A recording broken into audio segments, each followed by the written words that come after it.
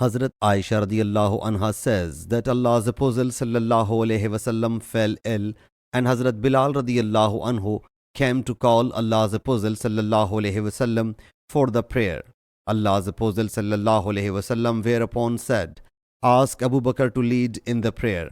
Hazrat Aisha radiallahu anha says that she submitted, "O Allah's Apostle sallallahu alayhi wasallam, Abu Bakr is extremely tender-hearted. When he stand at your place, he will not be able to recite the Quran to the people. You therefore ask Hazrat Umar radiallahu anhu to lead in the prayer." Allah's Apostle sallallahu alayhi wasallam said Abu Bakr to lead the people in the prayer.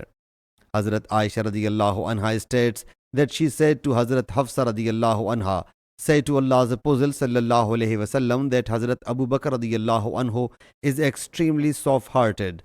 When he stands at your place, he will not be able to recite the Quran to the people.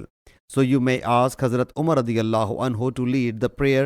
When Hazrat Hafsa radiallahu anha said, so Allah's Apostle sallallahu alayhi wasallam said, "You are like the women of Hazrat Joseph times. Ask Abu Bakr to lead in the prayer." Hazrat Aisha radiallahu anha says, when Hazrat Abu Bakr radiallahu anhu commenced the prayer, Allah's Apostle sallallahu alayhi wasallam felt a bit relieved. So he sallallahu alayhi wasallam came with the support of two men, dragging his feet on the ground.